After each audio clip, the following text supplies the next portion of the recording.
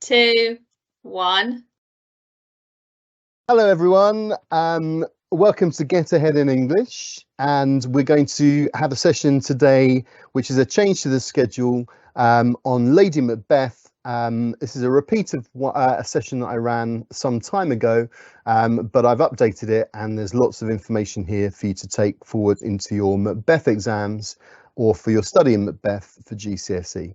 So we're going to look today at Lady Macbeth specifically, and why I think she's sometimes a misunderstood character. And I'm going to give you loads of information. Might be too much for you to take in all in one go, so urging you to have some pen and paper or a note-taking device, and you can press pause as and when you need to. As always, these sessions first time through are live, so if you are watching this live at 6 p.m. on the 12th of July 2023, hello, please drop the producer Olivia any questions you might have, and she can interrupt what I'm saying at various points to field those questions to me. Okay, so we're looking at Lady Macbeth, and we're going to do a top 5 things to say about Lady Macbeth. If you don't know who I am, and why would you? I'm James Harper, Head of English at West Somerset College here in sunny Minehead. So this is a session then to help you write about one of the most complicated characters, but also the most interesting characters in all of world literature, and that's Lady Macbeth. This session today assumes that you have some knowledge of the play, so plot and characters, some of the key themes and some of the context, but I'm going to go over some of those points again, and I'll take my time. So if there is anything at all that you don't understand, ask the question live or follow it up later on by email or through your own teacher. So first things first, let's get cracking. Who is Lady Macbeth? And I think I will defer here to the Royal Shakespeare Company for their some of their ideas as well as mine as well. So it's fair to say in the play that Lady Macbeth is strong, she's ruthless, and she's ambitious. So she won't stop, even if her conscience perhaps tells her otherwise. She wants what she wants to get, and she wants the power, and she will go to great lengths to achieve it. It is she who suggests to Macbeth that they should kill Duncan in order to make the witch's prophecy come true. Seemingly more strong-willed than Macbeth, she helps her husband recover from his fear after he kills Duncan and helps in the cover-up. But as Macbeth grows more and more used to being a tyrant following the murder, Lady Macbeth suffers more and more from guilt. All right, that's a fairly clear, straightforward summary of Lady Macbeth's role in the play. And she goes mad and finally kills herself. And that's taken from the Royal Shakespeare Company, from the Globe, really. And that link there will give you more information if you'd like. So here, in reverse order, in true YouTube style, we're going to look at the top 5 things to say about Lady Macbeth. And my number 5 idea is that Lady Macbeth works as a femme fatale. All right, I'll give you a second to jot that down and then move on. And if I'm going too quickly, you can always pause the video. Lady Macbeth as a femme fatale. I don't know if you've heard that term femme fatale before, but those of you who are into films, film noir and great crime thrillers and even superhero films, we see this figure in lots of those films, the femme fatale. So what is that then? It's a literary archetype, or archetype is just a posh word for a common idea that we see in literature. And by literature, I mean media as well, anything at all that you consider to be a creative text. And it's the mysterious, beautiful, seductive woman who brings about the downfall of one or more characters. They're usually men, typically, certainly traditionally. So these are figures who will lure men in order to poison them, sometimes literally, mostly metaphorically, and they will bring about their downfall. Maybe not always their death. In fact, more regularly, it simply means that they will fall from the grace or the power or the privilege that they have at the start. Now, therefore, Lady Macbeth doesn't quite work as a femme fatale, although there are some of the same ideas that we can see in her presentation. Typically, then, femme fatales are villains, right? Rather than heroes or heroines, they are villains. They then are obstacles to the protagonist. Now, Macbeth is a slippery tragedy. It's not a text that has a hero figure who we come to admire. Perhaps the closest we get there is Macduff. But Macbeth himself is maybe more correctly characterized as an anti-hero. But in tragedies, we tend to get figures that have fatal flaws, figures that are susceptible to their hamartia, their ambition in this case, perhaps, or their desire for power. But femme fatales, if in the truest sense, will get in the way of the protagonist. So their role in literature is to unsettle. That could be reader or audience, or to provide the hero a further problem or an obstacle of some sort. We think about Lady Macbeth being an obstacle. Whether we think it's Macbeth or Macduff, here it's much easier to think of Macbeth as the hero. Is she actually providing an obstacle for Macbeth? Can you think of different ways in which we could describe her as seducing or manipulating Macbeth? Even when he says that he doesn't want to go through with the murder, for example, she turns the screw on him. She is the character who provides that impetus. In that way, does she actually provide, perhaps it seems a little paradoxical, but an obstacle to Macbeth rather than a help? Typically, femme fatales reject traditional feminine traits. So in that sense, maybe we can see some of that in Lady Macbeth. Femme fatales, though, are unquestionably female in appearance. They are quite often sex objects, or they are characters who embody the seductive side of womanhood, and they play on that. But they will tend to reject more traditional ideas like motherhood. And if they deny themselves the ability to become a mother, then they also, by proxy, deny a man his legacy.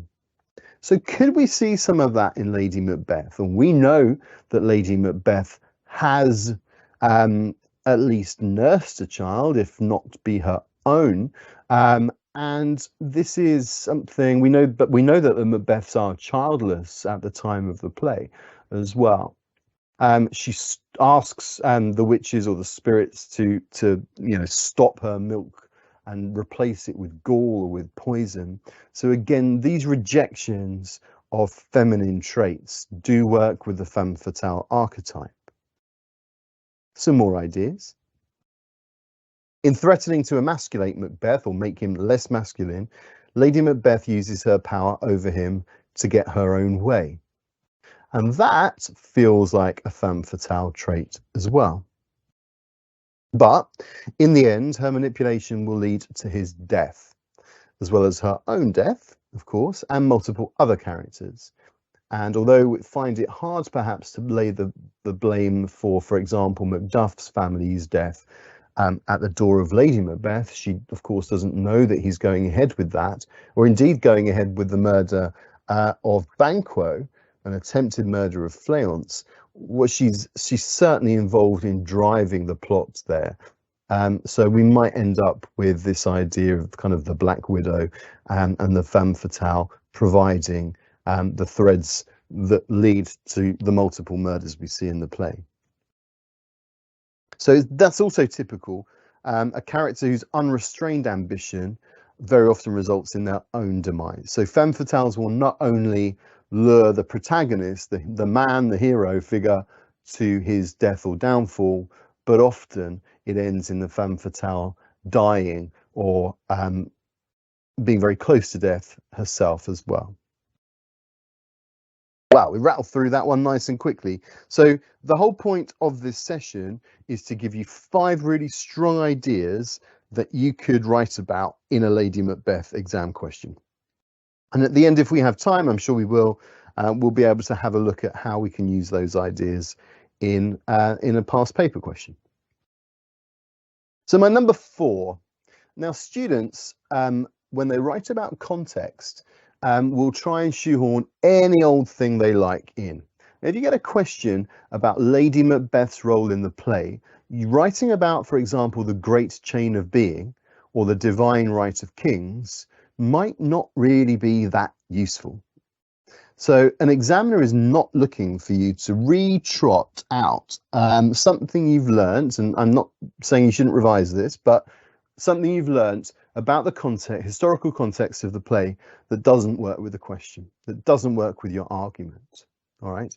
So instead, you need to make the right points stick. So I want you to think carefully about what it was like to be a woman in the Elizabethan and Jacobean age. You know, the play was, we can quibble over dates, 1604, 1606, but what we have here is the early Jacobean era, late Elizabethan or the end of the Elizabethan era, and women's roles. Well, what was a woman in that era? It's very dangerous to say just something as trite as they were subservient to men. Although it may be true, or they stayed at home and did the cleaning. All right, this feels like students who haven't revised the sort of thing they would say. So let's give you something decent to say about women's roles in that time period. Number 4. So the most obvious thing to say is that women were subservient to men, but how and in what different ways? So fundamentally, absolutely crucially, and it doesn't really matter whether you were poor or rich, women remained properties of their fathers until they were married. At the point of their marriage, they then became the property of their husbands. And in other set texts you might have studied, anything from My Last Duchess right through to an Inspector Calls potentially, we see some of those ideas being portrayed. And no different in this period of time. So to be a woman was effectively to be owned, and I use that word metaphorically and literally, really, by the men in their lives. Women didn't receive any formal education. So they might have had, the very wealthy might have had a tutor or, you know, somebody come into the home perhaps to help them understand how to sew or to cook, or to read or to write, or to play music. But it wouldn't have been automatic, and it certainly wouldn't have been something that the average female would have had. They were unable to own their own land or property. So this ties to the first point, really. The property that they lived in, their fathers would be their father's property.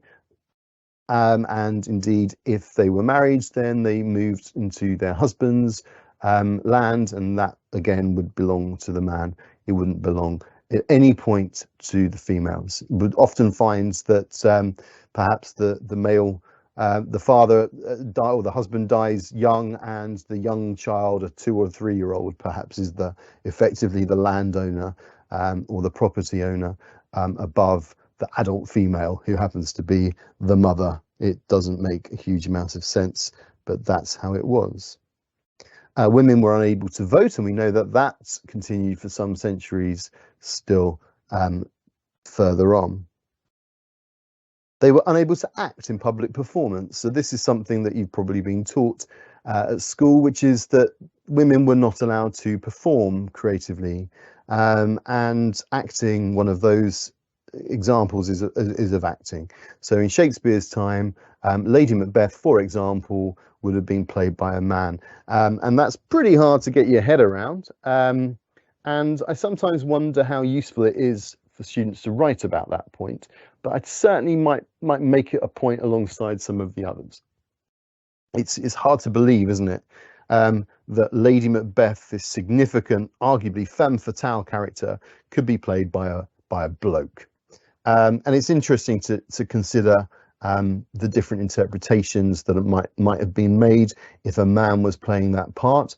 Would it have been played slightly more for laughs? Would it have been a little bit more pantomime-like than modern productions? All right, but it's not so much about what it was like at the time. I want you to think about the ways in which the text is treated now as you're studying it as well. So it's definitely true that women of that period were expected to be obedient and subservient. They were expected, crucially, in this important role, to play the role of the hostess. All right, so to welcome guests, to meet and greet and look in the eye. And Lady Macbeth does that when Duncan and his entourage arrive at the castle in Act 1, Scene 5. They're met not by Macbeth, he's off skulking somewhere and about to give us another soliloquy.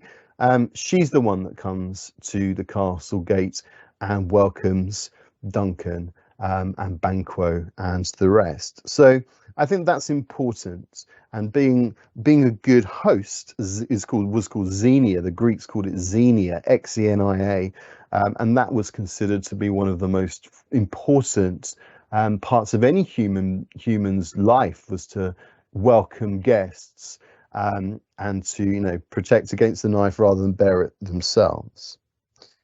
Women were also expected to play in a similar way the role of a helper to their husband, or perhaps to their son or father or grandfather. So although they wouldn't have the limelight themselves necessarily, they were supposed to be helper figures. Now, can we make the argument, maybe better argument than the femme fatale argument, that Lady Macbeth is a helper, in which case you might be able to argue that she effectively fulfills the role of women of that time. And that Lady Macbeth's downfall, the fact that she no longer has a role to help her husband, is the nail in her coffin, that by the end of the play, she's effectively useless. She can no longer provide help and assistance. We also considered at the time that women were vulnerable to shock and trauma, and that women should be protected from such triggering events. And I'm sure you can remember a moment in the play, for example, where arguably Lady Macbeth uses that stereotype to divert attention from her husband, who's waffling on after Duncan's body has been found, about being the dregs of the dregs left of life, and she faints. Right, she passes out, and I think Macduff, isn't it, that says, "Look to the lady," and there's a diversionary tactic. So she knows what she's doing, and she plays to some of those stereotypes in the text, effectively helping her husband. So here's some good quotes that will match the points we've just been talking about. So Macduff says, at the point of the discovery, the repetition in a woman's ear would murder as it fell, as if she's not able to cope with this news. She's not somebody who's got the strength to be able to kind of see this through. Of course, it's deeply ironic, dramatic irony. She's the one that instigates the murder, really, herself. And later on, and this is a wonderfully tragic moment in the play, Macduff has been told that his family have been slaughtered by murderers, or Macbeth more directly. We don't know for sure. But Macduff says, having been told this news, that he must grieve it like a man first. I could play the woman with mine eyes, he says, playing on stereotypes that women are more prone to heightened emotions or to hysteria. He says, I could play the woman with mine eyes. You know, he's feeling that hurt and emotion and distress. Those are understatements, of course. So again, more ideas about women's roles. So here's something to chew over as you go through your revision. To what extent could we argue then that Lady Macbeth is simply a helper or a hostess figure? Right, she knows that Macbeth craves the power of being a king, and therefore she helps him on his way, rather simply does what she has to do in that role. And I would say at least until the end of Act 2, that's the role she plays. And we'll talk about this a bit later on, but it's the moment at which the body is discovered that things start to change and shift, and she's excluded from the planning and the plotting, and she's not involved directly. She still protects him and helps him, for example, in the Banquo's ghost sequence, but effectively she's not got any of the forward momentum any longer. All right, so at the point where she's become redundant and isn't a helper any longer, she fades away. Interesting, lots of ideas here. This is exactly what the exam board are looking for, those sorts of ideas, not the sorts of ideas where you simply tell the plot. So quote, she fulfills, I don't know where the quote's from, I probably do, sorry, she fulfills her wifely roles of hostess and helpmate. There you go. Carolyn Ruth Swift-Lenz, famous critic, 1982. You don't need to quote her, but if that idea works for you, then use it in your own writing. She fulfills her wifely roles of hostess and helpmate. Okay, number 3. All right, so this is my third favorite idea. If there's any questions, please do feel free to type them in. Is Lady Macbeth really a fiend-like queen? So famously, at the end of the play, we get Malcolm taking the throne, and he pronounces Macbeth as a dead butcher. Love that. And Macbeth as his fiend-like queen. So there are different things to look at there. A fiend then is quite closely associated with the devil, but is effectively an enemy or villain. And queen, she takes on the mantle of queen through her marriage to Macbeth and his kingship. As a woman of ambition living in a patriarchal world that allows no outlet for her intelligence, she becomes motivated to seize power through her husband, says Elizabeth Klett in 2003. That's a great quote. So Lady Macbeth, this critic says, is ambitious. She understands that this is a world ruled by men, and the structures all begin with males at the head. But as an intelligent and powerful, potentially powerful woman, there's no outlet for that. So the only way she can seize power is through her husband. I think we've made that point clear already. So how does she do that? In Act 1, Scene 5, she calls upon the witches or the spirits to haul thee in the dunnest smoke of hell, to cover her and her husband's crimes or future crimes in the dunnest smoke of hell. She is calling on spirits, witches. We've already had the idea of witches shown to us in the opening scene, and then again in Act 1, Scene 3. But now we have a direct plea to them, which I think is important. So the contemporary audience, contemporary just means of the time. So at the time the play was first performed, they would have seen her calling on the spirits as deeply shocking and blasphemous.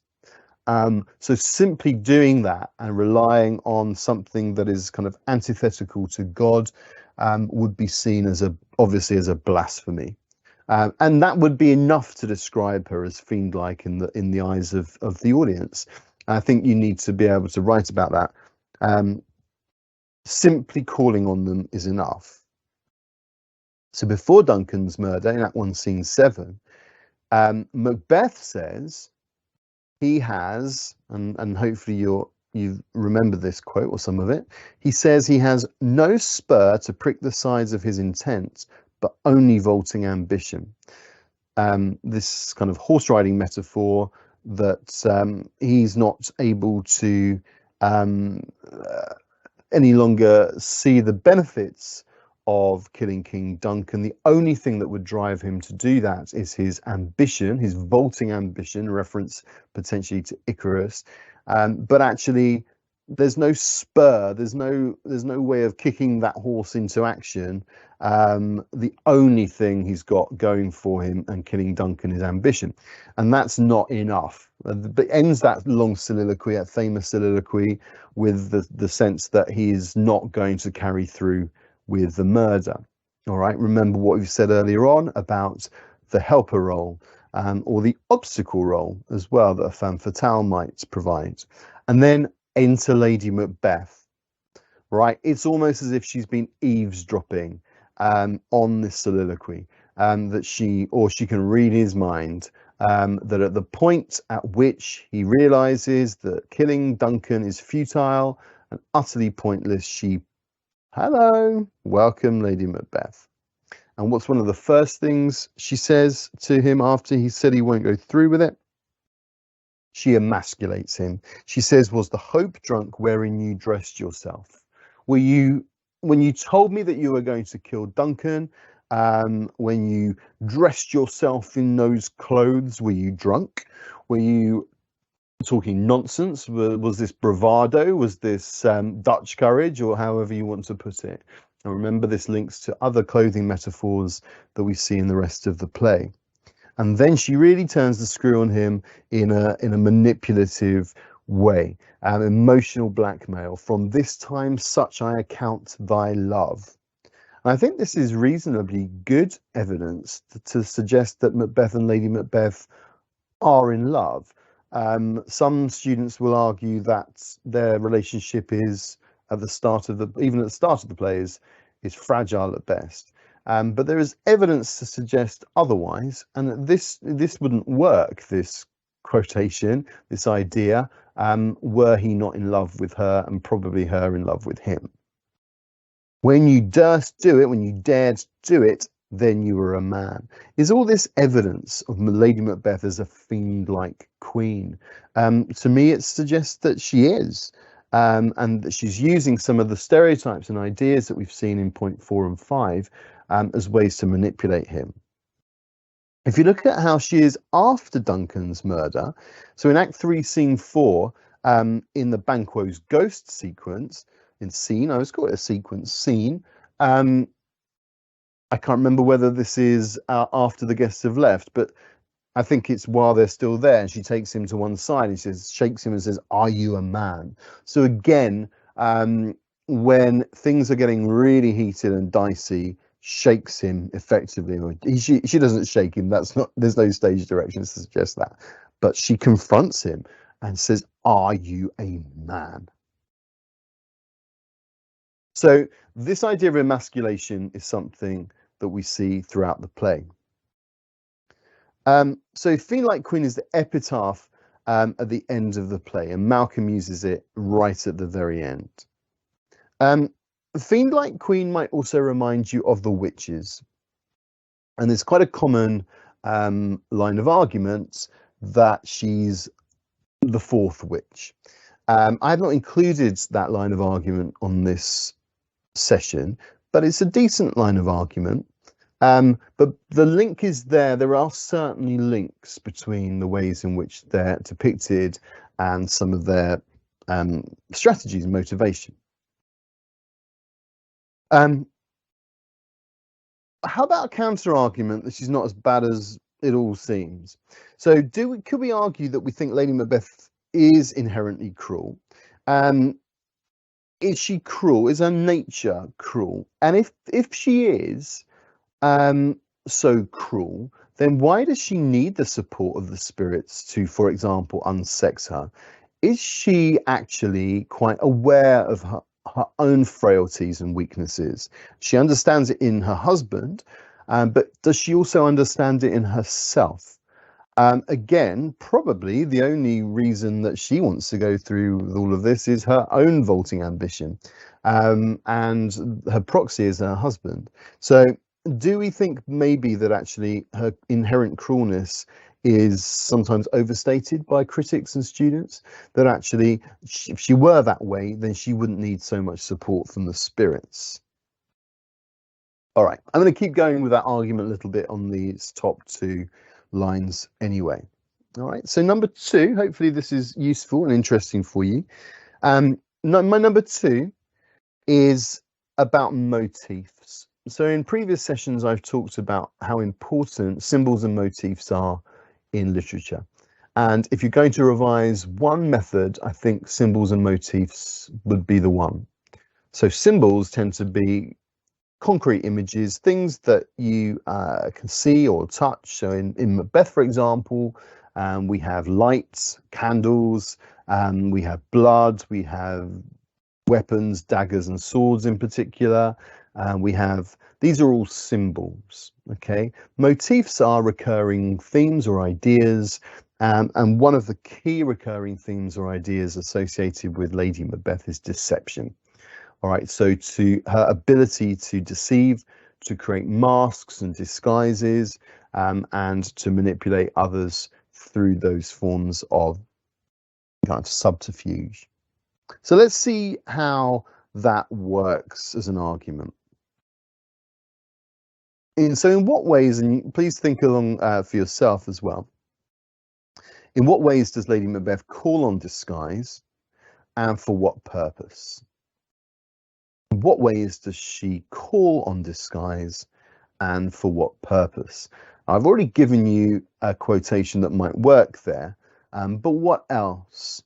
And what is she trying to achieve through some of those requests to be hidden? So in order to achieve power or to enable her husband to do so, as we've seen already, she must disconnect appearance and reality.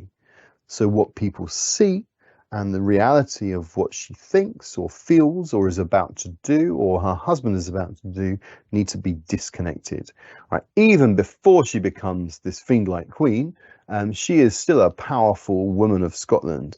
Right? She is a Thane's wife and she is senior, and it feels like, you know, that Macbeth is probably third or fourth in line anyway, in Duncan's mind for the throne. So she's important and she's powerful, and we can see that immediately.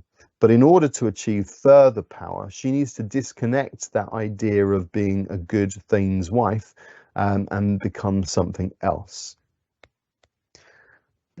So let's take some ideas.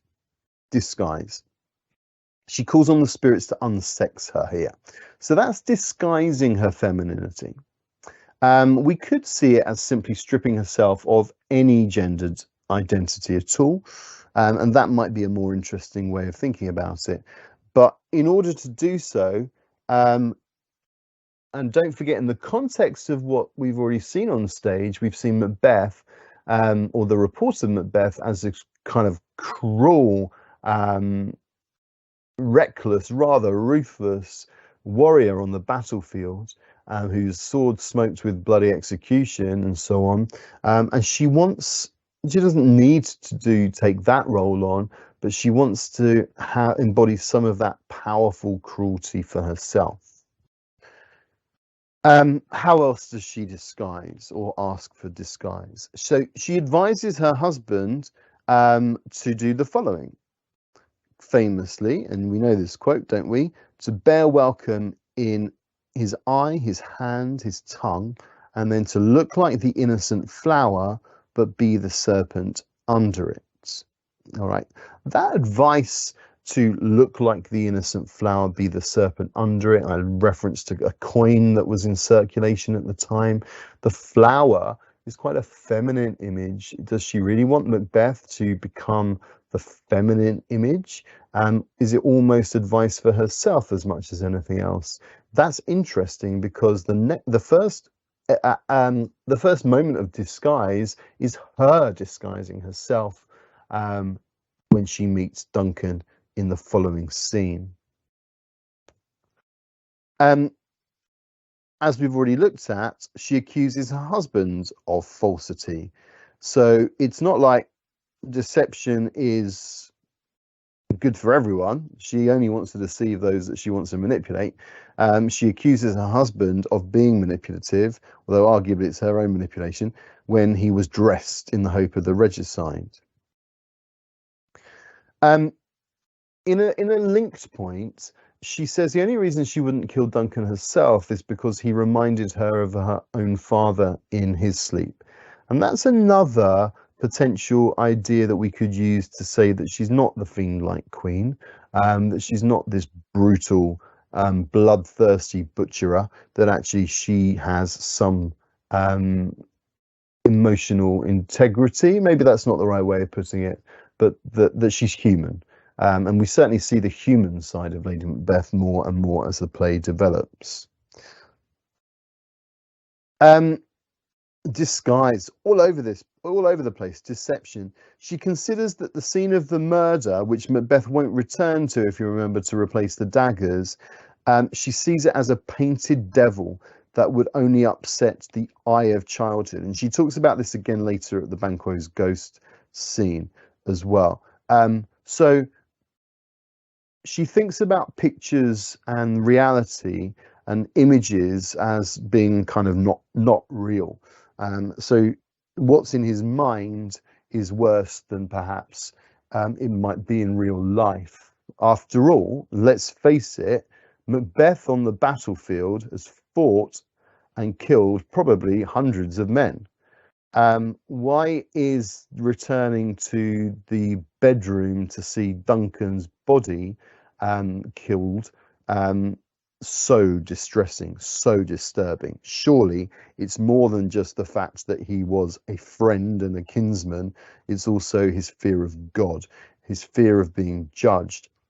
It would only upset the eye of childhood, she says. So again, not only is she emasculating him, she's also infantilizing him and treating him as if he were a child. That children would be scared, sure, but come on, you're a bloodthirsty warrior who unseams men from the knave to the chaps. What is it that's problematic? And actually, he doesn't really hesitate very much the following morning when he goes and kills the guards to try and frame them for the murder. So it's not like his killing ways are over. In fact, they're just about to restart, aren't they? And in this context, one of the opening lines of the play, fair is foul and foul is fair, is interesting because that's again all about deception. The witches present the fair as foul and the foul as fair. And Macbeth echoes those words in his opening lines in Act 1, Scene 3.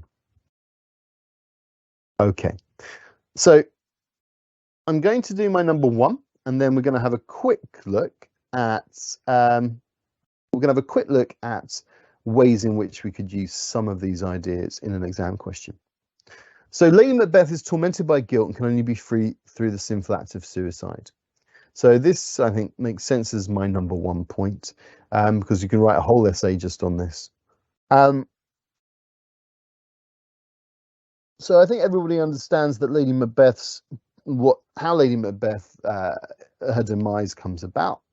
And Act 5, Scene 1, the sleepwalking scene, if you like, our out-down spot, is one of the most famous scenes in all of world literature. And then 5 scenes later, roughly probably 15 minutes in stage time later, Macbeth hears the cry of women within. And presumably that's the discovery of Lady Macbeth's body, or indeed her screaming as she falls from the castle battlements. We're not ever certain exactly how she kills herself, but we do know at the time that in God's eyes would have been considered sinful. A few things of interest here.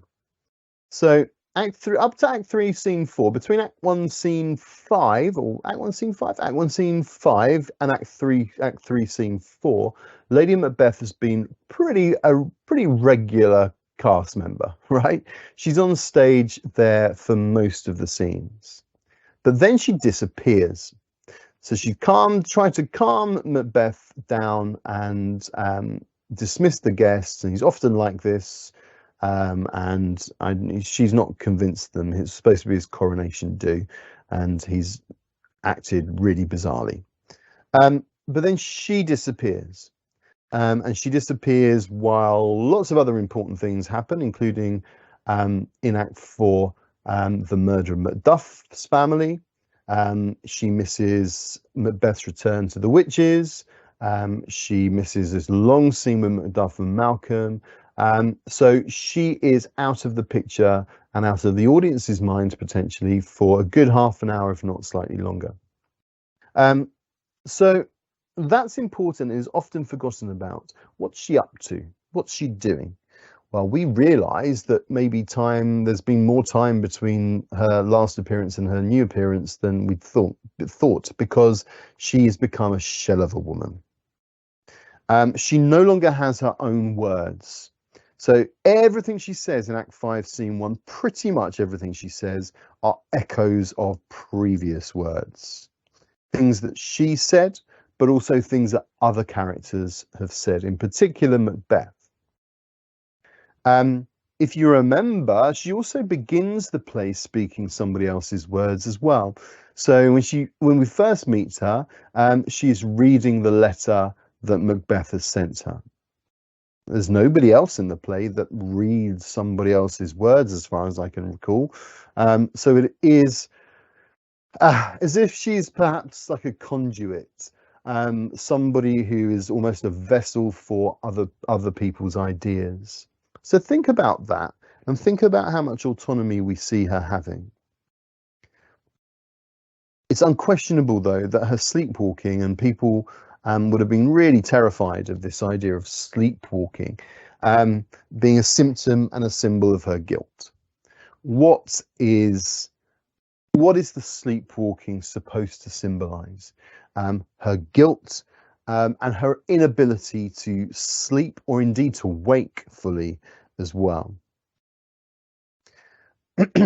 Lots to say about this. Lady Macbeth's loss of status is immediately apparent, and she speaks most of the play. In fact, she speaks in all of the other scenes in iambic pentameter, ti-tum, ti-tum, ti-tum, ti-tum, ti-tum, and she loses that in this scene. She speaks in non sequiturs, meaning that her ideas are disconnected and there's no sequence in her ideas. There are constant echoes of previous moments in the play, so that we can recall moments in her life when she was more powerful, she was in control, thought she was in control. So we're constantly referring back into the past. It's fabulous writing, and it's really, really powerful. If you look here at some of her lines, in fact, pretty much all of her non sequiturs, you will see that I'm not going to go through each one, but you will see that 90% of those hark back to things that have been said earlier in the play. We looked at Paul V and the Dunnest Smoke of Hell, and we've got Hell is Murky, almost prefiguring the idea that she's about to go there as well. 1, 2, Why Then 'Tis Time to Do It might recall the idea of Macbeth, and Macbeth was on his own when he was delivering the dagger soliloquy, of course, but used similar words there. She clearly knows things that we assume that maybe she didn't know. The Thane of Fife had a wife. Where is she now? The use of rhyme, the use of simple language, again, infantilizing her at this point of the play. I tell you yet again, Banquo's buried, he cannot come out on his grave. This recalls the advice that she gave to Macbeth in Act 3, Scene 4. So, it's tragic, really, and we don't have to love Lady Macbeth as a person to appreciate or have some degree, I say some degree of sympathy for her state here. If you use this with other points I've made this evening, you've got a really good argument about how perhaps we might view Lady Macbeth differently if we take into account her social position. So yeah, you do this in your own time. But have we heard her say this somewhere before? Where are there any lines that aren't familiar that she's not said before? So the Thane of Fife had a wife point, for example. She's not said that before. She's been off stage while all of that brutality's been going on, but she hears about it. If there are unfamiliar lines, what might be she referring to? Who do these lines remind us of? Yeah, absolutely. Lots of ideas to do with blood and the smell of blood. Remember that Lady Macbeth's advice to Macbeth was a little water will clear us of this deed. That doesn't seem to be the case anymore. Who would have thought the old man to have had so much blood in him? There's your counter argument there. So we're here at the start of Act 5, if we're taking this as the point of reference. And where is Macbeth? So I've said Lady Macbeth's been off stage for a while. Well, actually, um, Macbeth's been off stage by the end of this scene, maybe for longer, because we see that Macbeth meet the witches for the final time in Act 4, Scene 1. And then we have the murder of Macduff's wife and children. And we are, well, some critics will say that Macbeth is there and is involved, but we certainly don't have him named. And then we have Malcolm and Macduff. So actually, by the end of Act 5, Scene 1, we've had 20, 25 minutes probably without Macbeth as well. Where is he? These lovers, husband and wife, would have presumably shared a bed, and they would have, been in their bed at night together. Now she sleeps alone, and under the scrutiny of others. Even more importantly, she's lonely. She's looked upon by the gentlewoman and the doctor, and she's almost like she's spied upon. And her husband has gone, and he's off plotting, but he's not. He's not miles away. He's in the same building. He's in the same castle. So that's important as well, that we understand that this castle, the king's castle, she's there, in the bedchamber, but he's not there. She can't sleep, while now Macbeth can. If you remember the quotation, Macbeth doth murder sleep, it's Macbeth says that about himself. He thinks he hears the grooms talk about that as he's killing Duncan. What we've got now is that idea of murdering sleep almost being reflected back onto Lady Macbeth. And it's a different meaning, because actually she does sleep, but it's unnatural sleep. She sleepwalks. She talks in her sleep. She has this candle with her. She's a desperate shell of a woman. She's hallucinating. And if we remember that we've had hallucinations in the play already, arguably, the dagger is a famous one, but also Banquo's ghost is a hallucination. We might think the witches are hallucinations were it not for Banquo corroborating their appearance. But in the previous scenes anyway, it's Macbeth that hallucinates, and every time that he does, she chastises him. So this is the air-drawn dagger. For example, she mocks him for that. She mocks him for the Banquo's ghost moment as well. So now it's her turn to hallucinate, and she sees things and she can't wake from it. She can't escape it. She's accompanied by a candle, and that candle has what is called a meager light. It's a meager light. Basically it's a taper. So it's the smallest of candles, and she carries it with her wherever she goes, we're told. It's a small, meager symbol, which then recurs in the Tomorrow and Tomorrow and Tomorrow soliloquy at the time of her suicide as well. Life's but a walking shadow. Reread that soliloquy in conjunction with this slide.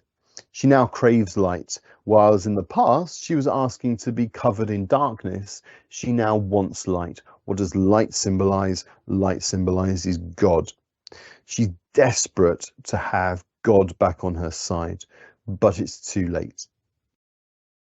I've said that here. If the motif of light in the play is generally used to represent God, then this must be what the candle represents. But she's sleepwalking. What's the point of a candle? She carries it with her everywhere she goes, and yet she sleepwalks wherever she goes. Is this a last desperate ditch to attempt to connect with God? It does feel as if one of her biggest guilts is the idea of the murder of Macduff's wife and children. The Thane of Fife had a wife. Where is she now? That feels very remorseful, and yet her hand has not been involved in that murder directly. But she takes that on as something, as a woman, and could have been a mother. She takes that on and relates to that. They're comparable, at least through status as well. They're both wives of thanes, or they were. And this is something that might help us understand why Shakespeare has included that scene. The killing of the Thane of Fife's wife had nothing to do with her. She would have been unlikely to have encouraged it herself as well. I mean, is there any purpose to it at all? Her role as wife, helper, and hostess is now dead, along with their sexual relationship. What is there left apart from her demise, her rather sharp and terribly tragic suicide? We could argue that, and I've done this already, that at the point of Duncan's murder, there's no longer any place for Lady Macbeth, and she's usurped by her husband. And that is the end of my top 5. So I hope that's been useful, and there's loads of ideas that I've given you, and some of them are very kind of common sense, but some of them might kind of be useful to just crystallize your ideas. If we look at a past exam question on Lady Macbeth, and Lady Macbeth in some form has come up at least 3 times, this is the extract, and it's the Raven himself, his horse, having read the letter in Act 1, Scene 5. I'm not going to read that to you. There's advice around in those little boxes. Please familiarize yourself really, really carefully with the question format. So you only get one question on your Shakespeare. You won't be choosing a question. You have to answer the question that's there. The examiner will give you a brief explanation of where in the play the extract is from. So it tells us here, Act 1, Scene 5. At this point in the play, Lady Macbeth is speaking. She's just received the news that King Duncan will be spending the night at her castle. So that is useful, but not going to get you any marks. And then in the extract, you're going to be asked to write about the extract. And my advice is to write about it for about a third. You could write about it for as much as half of your response, or even slightly more. But actually, if you use it as your starting point to drive from, and use mainly quotations from the extract, then you're going to be hitting the assessment objectives well. If you can't remember quotations very well from the rest of the play, but you can remember some of the ideas we've talked about, then you'll still get a good mark if your quotes come mainly from the extract. 52 minutes is, strictly speaking, the right amount for the question, but sure, 50 or 55 might be fine. And you're going to be given a question that's theme or character driven, almost certainly. There's the question from this paper. Starting with a speech, explain how far you think Shakespeare presents Lady Macbeth as to be a powerful woman.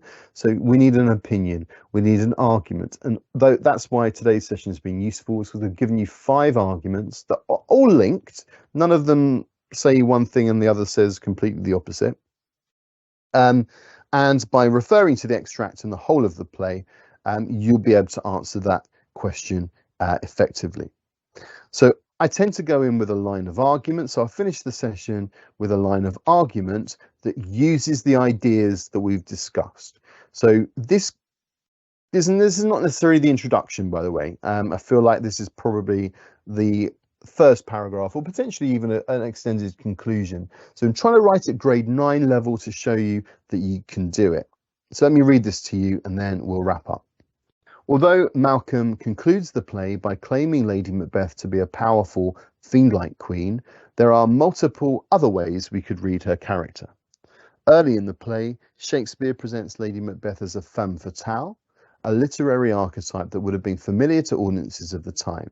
She subverts many of the gender stereotypes we have come to expect in literature, though we could argue her power is constructed through an understanding of how Jacobean women should play the role of wifely helper and hostess. Her close association with the witches make her fiend-like and powerful, Without this spiritual aid, she may not be powerful in the slightest. Her ability to employ deception and disguise form a key part of her manipulative power. However, at the end of the play, she is so tormented by guilt that she can only be free through the sinful act of suicide. Arguably, her form of power is directly linked to this ultimate weakness. And actually, that works well as a first body paragraph. And you get marks for that. You get good marks for that. And you'd want quotations. You'd want to then drill into the extract after you've written something like that, by quoting and making sure that you have really good evidence from this extract. Go for the obvious. Don't try and do something really unique. You're going to be looking at the spirits that tend on mortal thoughts unsex me here. Perfect. Make thick my blood. Perfect. Take my milk for gall. Perfect. You've got things to say about that now. Remember methods. Talk about metaphor. Talk about alliteration potentially. It's useful. Talk about pull thee in the dunnest smoke of hell. And make the connections as you go to later on in the play.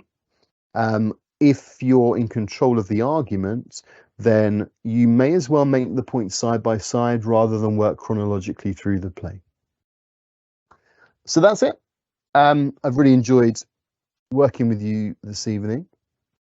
Olivia, I'm going to assume there are no questions unless you shout now and tell me.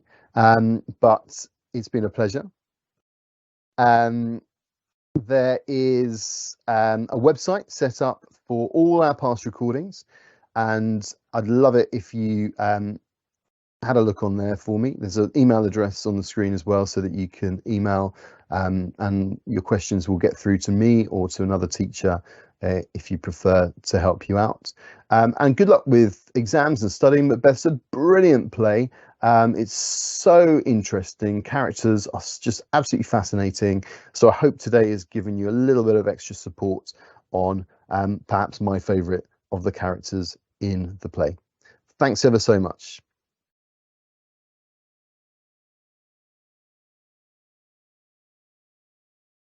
That's all finished for you, James. All right, thank you. That's okay. No worries. Good luck for the future. Take care. Yeah, you too. Take care.